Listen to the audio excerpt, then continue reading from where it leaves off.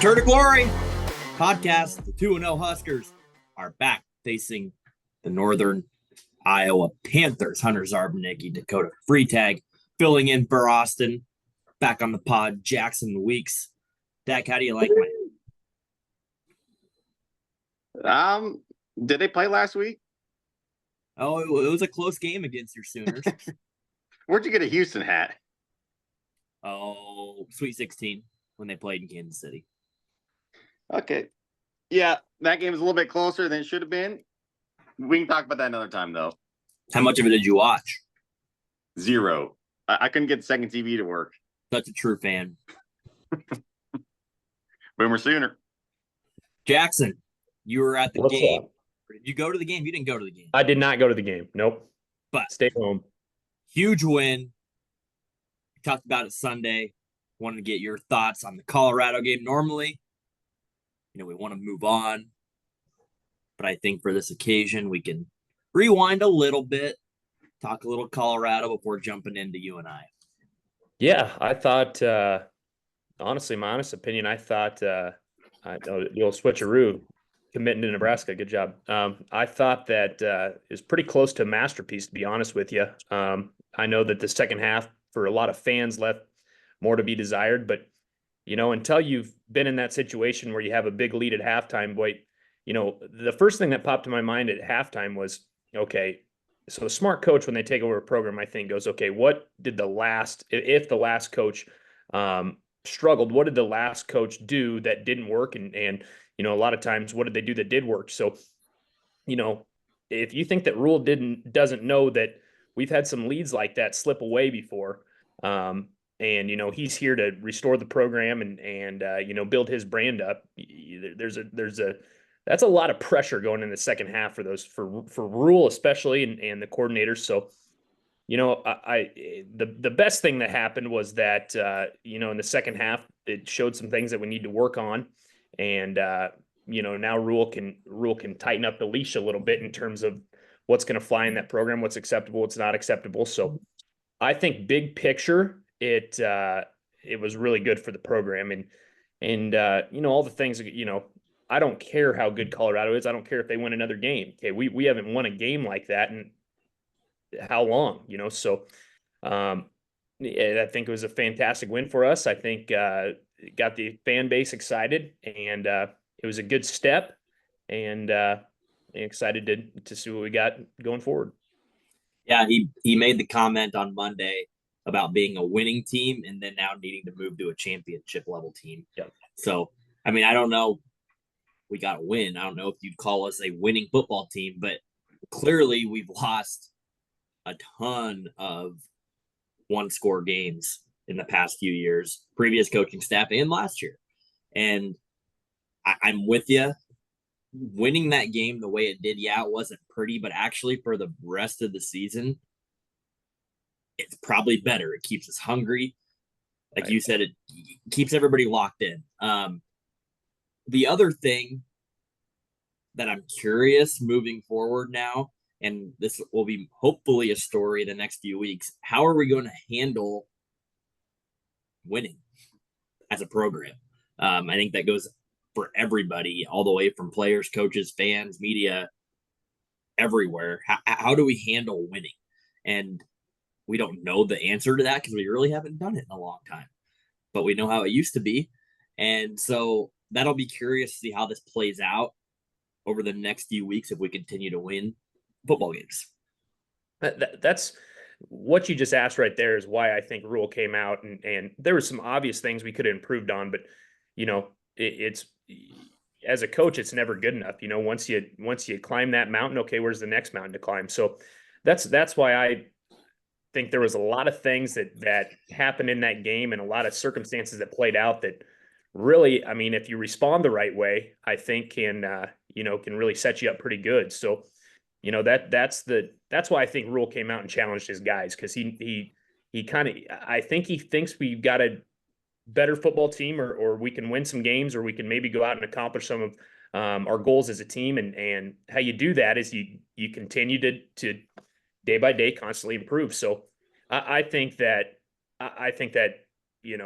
it was a great win for a lot of reasons. I don't care what Colorado does the rest of the year. So, I mean, we played Northwestern in Iowa or in Ireland a few years back, and that was their only win of the year. So, and they were pretty fired up about that win. So, you take it when you can get it. That was a big time stage. Over 6 million people watched, and you got a lot of good momentum in the program after that win. No matter if you win it by 40, like some people think we should have, or you win it by 1. There's a lot of good momentum, a lot of excitement in the program. Dak, I was texting our group, and we're ranked 23rd, 24th.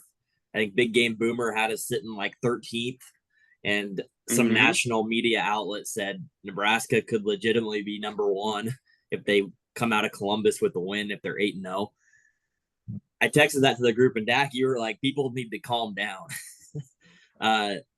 After obviously just beating UTEP in Colorado, like there's a lot of hype, there's a lot of talk, and I think the focus that Rhule and the team, it needs to continue to be day by day, no matter who you're playing.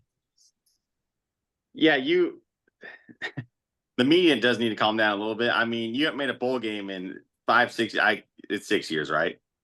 Anyway, you haven't made a bowl game in a long time. They need to calm down. You've won 2 games. I mean, come on, you can't be talking about in 6 weeks down the road we'll be ranked number 1. You got to win any game you can right now. Honestly, I'd be a little worried about this week with how the program's looked the last couple of years. You can't count a win in your book on any team. Well, I was hopefully at the beginning of the year counting UTEP and Northern Iowa as wins no matter what, and because I had them, I think at 11 and 12, my most important, just because I'm like, we should beat these teams. We took care of business against UTEP. I am fascinated, I guess, and maybe it's because we are 2-0. I'm just fascinated by the amount of national conversation that there is. Not so much Nebraska guys. We know how that's gone over the years, but you start to just hear people talking. I think that honestly strives from everybody wants to see Nebraska be good. Not everybody, but most people in the country want to see Nebraska football get back there. So they're going to create storylines and headlines where they can and when they can. And right now is a great chance to do it because we're 2-0.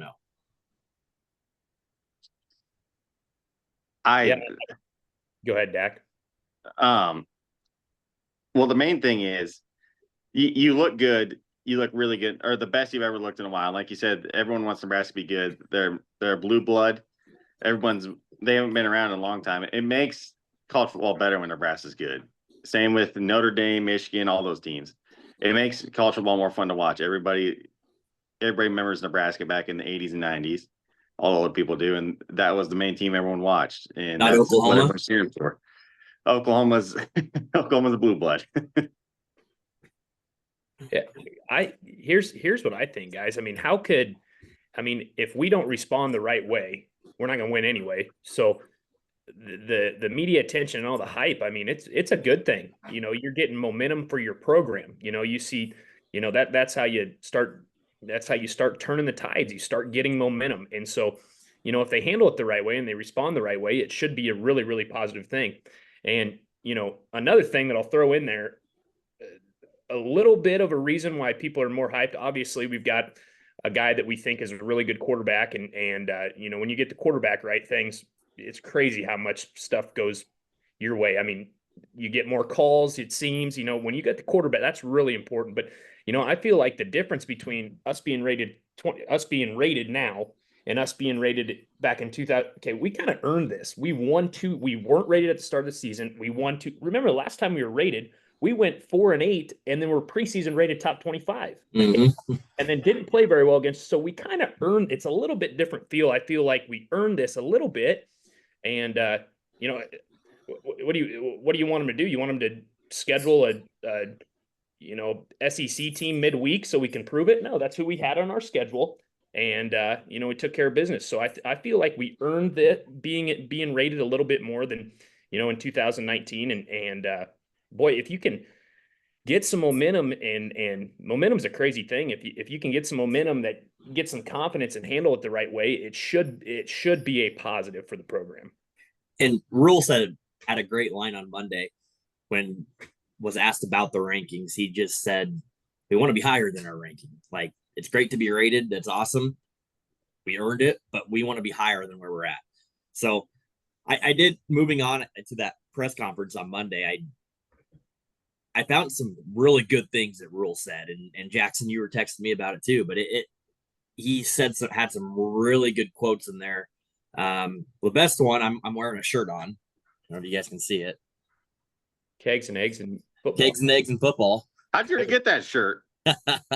Made it good old Yule's right down the street in Beatrice. So that was a great one. But he just continues to talk about corrections and having the worst special team performance in a long time. Like, he is looking at that game and going, okay, you do that in a 1-score game, we're losing like we have in the past. The blocked punt, the missed field goal. He knows that those things matter a lot. It's not, oh my gosh, okay, overlook those because we looked really good every other part of the game. No, like, there's a lot of things that still need to be corrected. And we have a lot of games to focus on those things. It's not like we're going to go dive deep into some of these bigger games that we're going to see later in the year against Wisconsin and Iowa. So I just like his mindset right now. Like, we didn't know. We haven't seen Nebraska coaches win. And Frost obviously didn't, which, shout out, 2-year anniversary today of Scott Frost getting fired. Rest in peace, Scott. Hey, congrats on your new coaching gig. Yeah, I was gonna say he's back. He's He did not get very many wins here, so we didn't see how he reacted. Rhule, I mean, last year we had a couple, but not a big win like this. So we didn't know how he would respond. And I think the way he responded is such a positive thing for the future of the program. It just means a lot when you come out and say those things and frame the media, the fans, and then most importantly, your players' minds to winning the next day, the next practice, and then the next week. Yep. I love listening to Matt Rhule talk. I think he says a lot of the right things. I think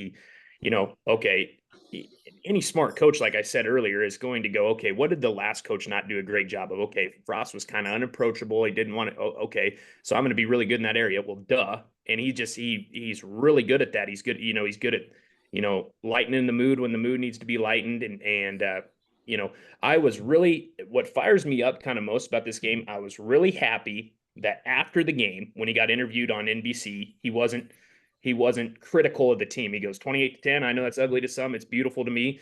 And he goes, go Big Red at the end. And then he watches the film. And then the next day comes back and says, okay, all right, that's over. Now here's the stuff we got to buckle down and work on because it's going to hurt. Now, okay, we all know this. Okay, you got a 28-0 lead going into halftime.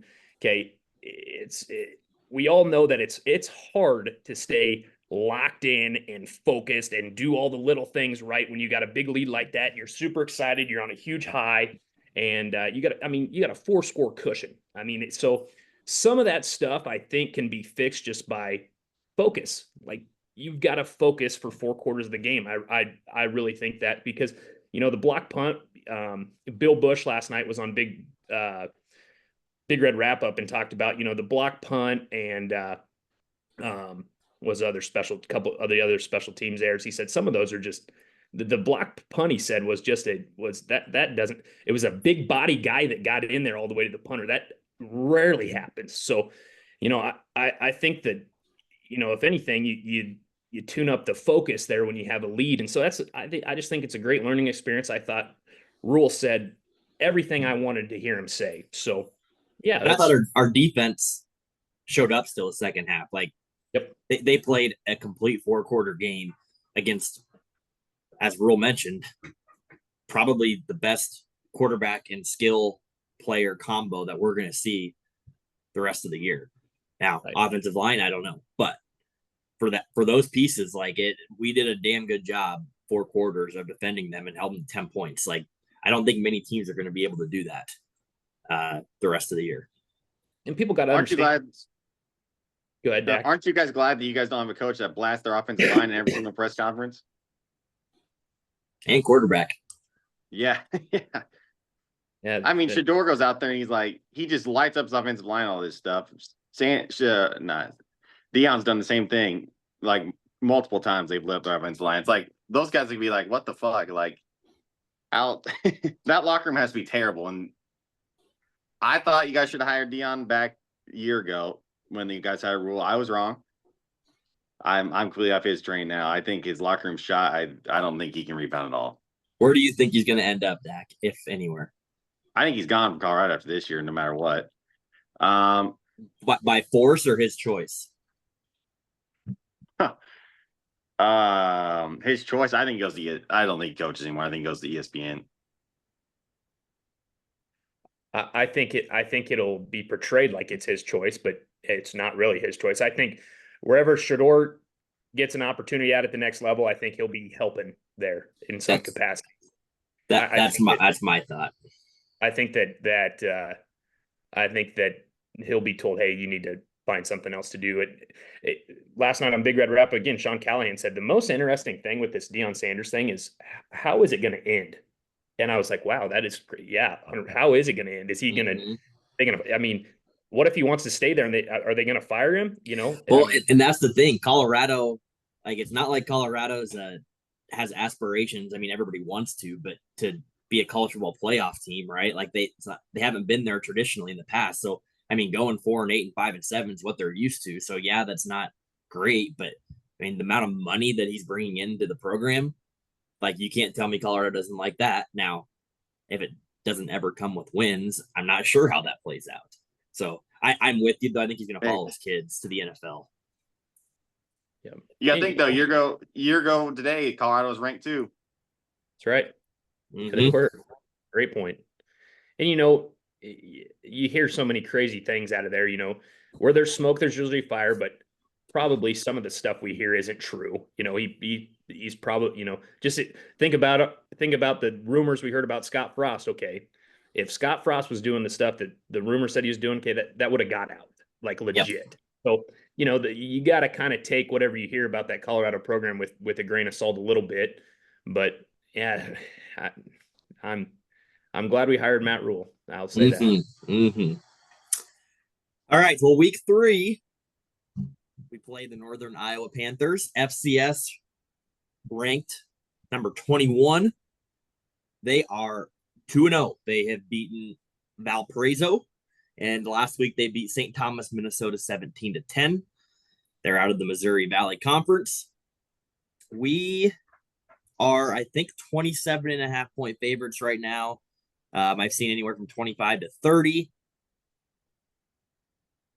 This game is, I will say this, like the Monday press conference, there wasn't much UNI talk. And we just spent half the podcast talking about the last week. I'm not saying it's a trap game, but there are a lot of reasons why we could come out and maybe be a little flat. And I hope, and I've been wrong. I'm 0-2 on predictions and scores and how I think the game's going to go. So I hope I'm wrong on that too. And we come out and just kick their ass. But what we do know about Northern Iowa is they're going to be a good preview for our Big Ten teams. As some of the position coaches came on and said that, and hearing the players talk about them here today, they run the ball and they're going to grind it out. They're going to use their offensive line. They have some damn good running backs. I think their starting running back, Ty Edwards, is 6'4", 230. Like, he's a big dude. 240. 240. He's averaged 160 yards a game. The first 2 games. He's going to be big. He's going to be a tough guy to tackle. And they have a couple other guys. Their backup running backs averaging close to 100 yards a game. So they're going to run it a lot. I think they've ran for 600 yards in the year. They've only passed for 200 in the year. Like, that tells you what they're going to do, what they believe in. The interesting thing that I saw when I was looking them up, they tried to bring in a new offensive coordinator that then left. And the thought was that they were going to run the air raid coming into the year. And then he left, and I don't know who their current OC is, but they're ground and pounding it. Head coach Mark Farley, 24th season. He's the second active winningest coach in FCS, 180 and 103. And they got 4 new assistants. So it's a head coach has been around a lot and has had a fairly successful program at the FCS level. And we know it's going to be, at least early on, one of these games, it's going to be a grind it out. Probably going to run the clock down, but you would hope that we'd come in and be obviously have better players than them in the long run. Anybody watch their Valpo film? No, Valpo game? I haven't yet. I watched it the last 2 days. This is uncharacteristic of me to say, and you can vouch for me, Hunter, but I think we'll punish them up front. I really do. I mean, if you go look at the Valpo guys they're playing against. Go look at them. Okay, and St. Thomas, who they beat in game 1, was a Division II school a year ago. Okay, and they beat them by what 17 to. They didn't blow them out. They didn't blow them. The Valpo guys look like high school guys. They are, and guess what? They're getting pressure on the UNI quarterback. Here's another thing to remember. Okay, if you're worried about their big backs, just remember one thing. Back in 2021, okay, we went on the road at Michigan State and played Kenneth Walker Jr., the best running back in the country, Heisman candidate, and whipped him. And guess what? Okay, Ty Robinson was a starter on that team. Okay. Nash Hutmacher was in the mix, and so was Jamari Butler. And we were really good that game, stopping the run. So I think physically you've got to give Nebraska a huge advantage. And I guess I feel confident now watching what we did against Colorado and watching what we did against UTEP, but I think physically we have a huge advantage. And I know we didn't. The coaches didn't talk about UNI a ton, but they did talk about. Tony White said we were the best defense in the country on Saturday. Now we're the worst on Tuesday. So I think that I believe this. I think Rhule and I think Tony White and I think that whole staff have a pretty good grasp. To say that if somebody asked me my score prediction for the UNI game, I almost don't want to say it. I almost don't want to give it because it's stupid. Just go win the game. So, but I think that we are superior in a. Not saying we can't get beat, not saying that we can't come out there and look flat, not saying that we're not. Hopefully we take it seriously, but I mean, to watch the Valpo film or watch on YouTube, just YouTube it. I mean, we should be able to physically kick their butts. Dak, you said you haven't watched the film yet. Are you going to go turn that on? Yeah, that's actually on the docket next. I'm gonna be up all night watching that, but. But this is by far the worst quarterback you're going to play. I haven't watched tape, so I don't know what he looks like. But stats-wise, by far the worst quarterback you're going to play all year. This is Rocky Lombardi level of quarterback play you're going to have. That's the worst quarterback I've saw play you guys ever, probably. But this guy might be up there. He sucks. Yeah, Rocky Lombardi beat us once, though, didn't he? Did he? At Michigan State? At Michigan State? And then he went to Northern Illinois? Illinois. Right? Yeah. Maybe. Quarterback is Aiden Dunn. He's a 6'2", 206-pound junior. They did get a transfer from Arkansas State, and I think that was their guy they wanted to sling it around with in their air raid that they didn't end up doing. But he's their backup, Jackson Daly. I mean, I'm with you, Dak. Its stats aren't great, but I also think that just speaks to how they play. And I mean, what Jackson said too. They aren't superior enough to even these bad teams. They can just go blow them out. They know how to win games, and this coach has proven to do it. But I think just from a talent perspective, we've never played UNI, by the way, first time playing them. We've played several FCS schools in the past. We've just physically dominated them from the get-go. Now, there are some good FCS schools out there, for sure. South Dakota State, I think they were like a 9-point dog week 1 against Oklahoma State. Oklahoma State took care of business. North Dakota State obviously has had their moments recently.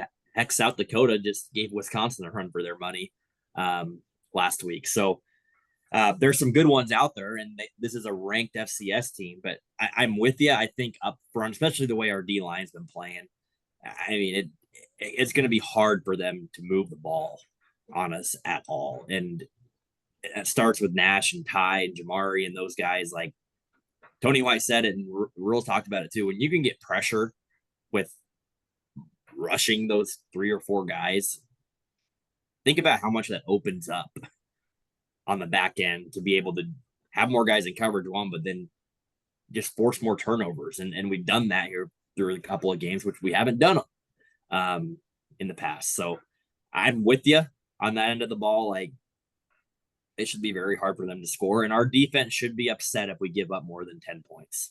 Like, Now, I'll end with, I'll tail it with this. On the flip side of that, in 2010, South Dakota State came into Memorial Stadium and gave us a scare. And I mean, that 2010, that's the preseason rated number 5 team. We had Crick on the D line. I think we had, I can't remember who else was on the blank into the other D line, but we had a good team in 2010 and they gave us a scare. I think we won 17-13. And there was I believe there was a long run touchdown or long pass touchdown called back that, I mean, it was interesting. So if we're ready to go, if we handle the hype the right way, and I think we'll take care of business. And McNeese State was the other one a Yep. few years back with Amir, basically saving us there at the end of regulation on that. I don't know, he broke like 6 tackles in one play. So like it's happened. Like we've seen it happen for sure. This team just seems to have a little bit different mindset when it comes to that. So flipping to the other side of the ball, our offense against their defense only returns 2 starters on a unit that was not great last year. The words that I've been seeing is the bend, don't break type of defense. And Satterfield talked about how we're going to have to put together 10, 12, 13 play drives to go down and score. Now, I don't know if that's just coach speak and expecting that's what they're going to have to do, or if talent is truly going to win out. What I'm curious on that side of the ball is how are we going to come into the game? What mindset? Are we going to let Dylan come out and throw for 350 yards? Like, is that going to be the mindset? Is it going to be get our running backs going? Like, you have the opportunity to build some confidence here in our offense that came off, quote unquote, a not great second half, not scoring any points. Like, what's the style going to look like against Northern Iowa? Are we going to be over aggressive, or like, I don't know. I'm predicting that we might let our offense loose a little bit, but that could lead to mistakes. I'm curious because like everything points to that probably won't happen. But if you're trying to build confidence, sometimes the best way to do that is against a team like that and kind of just let them go play more so than keeping the reins in on a team that you think you can beat. Yeah. Yeah, you definitely just aired out this game. I mean, you could run up and down the field on them all. You can do whatever you want on this team. I don't think it's going to be close at all. I think you can do whatever you want. It does not matter. I hope you're right, Dak. I can't say that definitively. I hope you're right, but yeah, I'm with you, Hunter. I wonder I mean, obviously you're going to put a game plan in play that is going to give you the best chance to win, right? Probably against a team like that where you feel like you're physically superior, probably that bodes to the run game a little bit more and you know, run blocking and downhill runs. That probably is kind of that type of game, but you know, I hope it gets to a point where you might see some stuff that we're going to work on depending on what the coaching staff thinks we need in the future. And that's kind of a stupid thing to say because I'm the one that's saying, hey, just win the game, do whatever you got to do to win the game. But, you know, hopefully it gets to, I think you want to see Rhule air it out a little bit, you know, so he can show that a little bit, get comfortable with it. I know, you know, the coaches Rhule talked about being disappointed with the receivers, and Rhule said in the second half against Colorado, they called a couple shot plays and the receivers weren't where they're supposed to be. Dylan was trying to go downfield and they weren't there. So, you know, and then so I picture a game where we start off, you know, hopefully get out to a lead, get comfortable, not get comfortable, but gain control early, and then hopefully, you know, it's a game where you can, you know, kind of try to knock the rust off of some things that you want to work on. I hope. I mean, that's a perfect world. Now win the game, but you know, I think maybe you want to see, you know, those, you know, Banks and Nayar maybe get involved and Fedoni get involved a little bit more in the pass attack just to work on it when live bullets are flying. I hope we can do that, but like you said, it's confusing, or you don't know what they're going to come out and do because you would automatically think, oh, we're bigger, more physical, stronger. Okay, we're going to run downhill. So yeah, it'll be interesting. But another element to that is how much, like UTEP, how much do you put on tape for some of these other bigger games? Offensively, do you keep it very vanilla and if you do that right, you're putting together a game plan, you're not putting in maybe some of the plays that you want to run later on, or on the flip side, you do try to run some of those so you have a chance to work on them. I mean, as a basketball coach, like games that you think you can win, there's two ways of going about that, right? You can work on a lot of your sets and practice them, or you can just say, nope, we're not going to run any of them, and we're just going to run motion offense and let it go. Like there's a lot of different ways to approach it. I mean, like what you said, Dak, you don't think it'll matter in the outcome of the game. So that's kind of what I'll be looking for. Like, what's the strategy and style that we play with on Saturday? Because I think it can go a lot of ways. And yeah, I think for confidence wise, like Fedoni, if we want him to have an impact and make some big plays later in the year, like it'd be nice to see him get going a little bit. From the running back side of things too, it's only two now on the depth chart. It's Ramir listed first with an or with Dante Dowdell, and then the other two. But it's not like those other two are out of the picture. Emmett's going to get third down touches. Gabe right now is called the goal line, the power back, but they want to find a way to get him on the field more. So there's still four viable running backs. But I did think that was interesting. They changed the ors this week. Yeah, and it's always best, in my opinion, you want to get some of those guys going and get them some confidence, but you want to do it organically. If you're force feeding Fedoni, if you're force feeding those receivers or Barney or whoever, that's not really real. So you'd like to see it happen organically within the flow of the offense. And if you're calling plays for, hey, let's try to get this guy going, let's try to get that, usually doesn't work. But yeah, it'd be interesting. There is one thing Northern Iowa's got for them, though. They get to come here, get beat to shreds. Then they're going to Hawaii next week. Hey. And then go have a little vacation. They're looking ahead. Looking ahead. All right. Well, we will see how the game goes. We'll have the tailgate pod on Saturday to give the score predictions. Dak, it is time for your picks. You got 15. You went 7-8 last Not week. a bad week.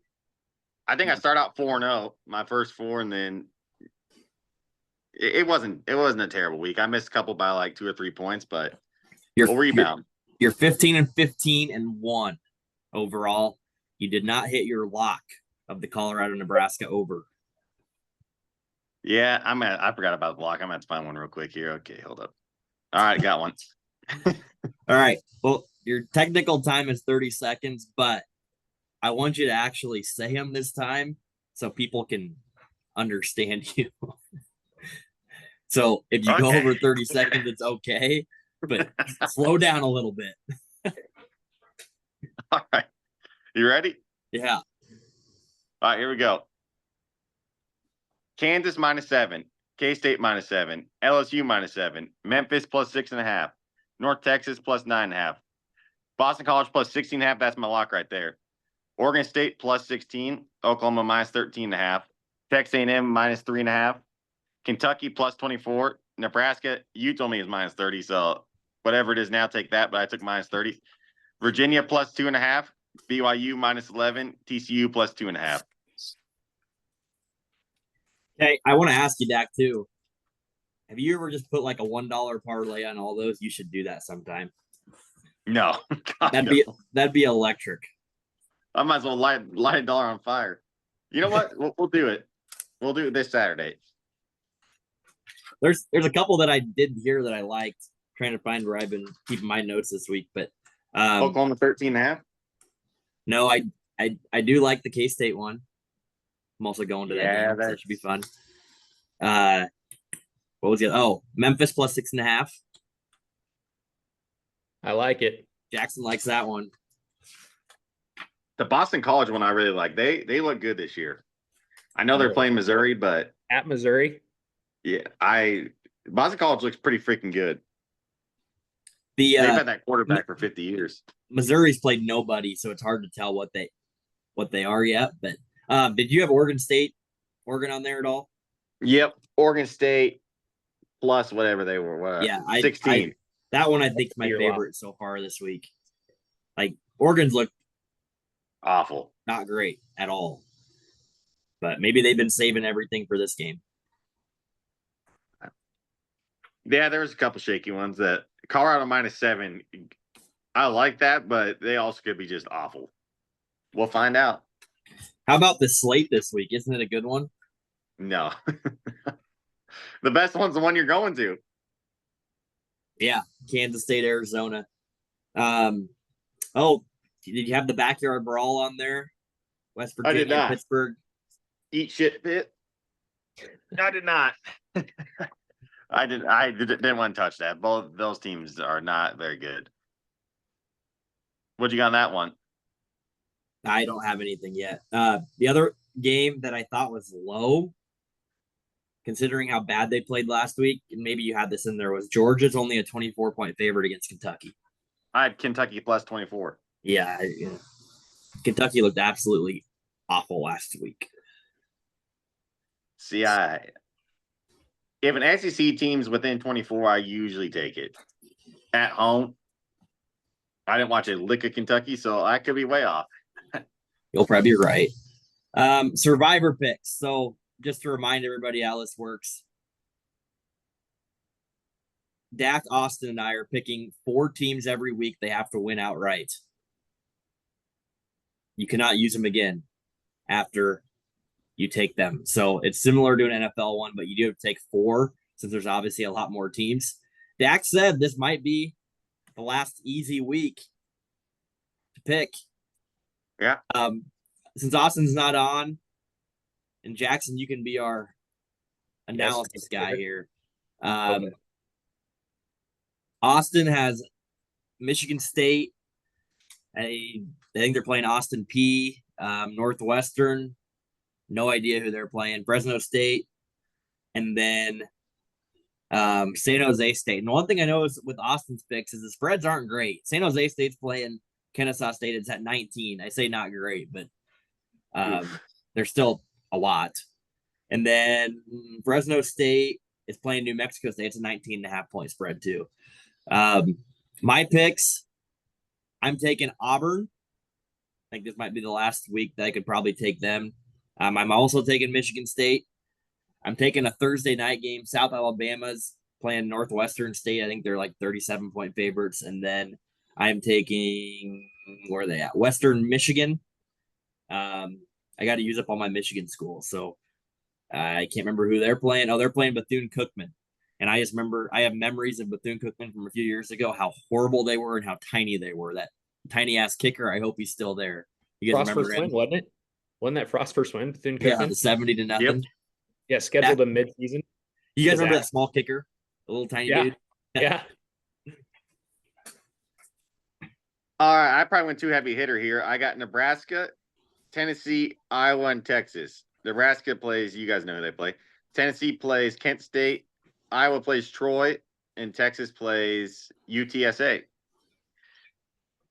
So I was curious when you sent those to me too. Like, you did go heavy hitter, and I'll be very, like, I think Austin somewhere in the middle. You've been pretty heavy hitter, and I've been very, like, picking all these small schools that I don't think are ever going to win after they play these FCS schools. So, like, we'll see how it plays out and what's left, because it's going to get, I think, tight once we get to weeks 10, 11, 12. I guarantee I won't be able to use Iowa again. I'm worried about them losing to Troy. This is for sure. Last week you can use them confidently. All right, Tailgate Pod Saturday, 2-0, about to be 3-0. Hopefully, fingers crossed. Shouldn't speak too soon. Go Big Red. Go Big Red. See you guys Saturday.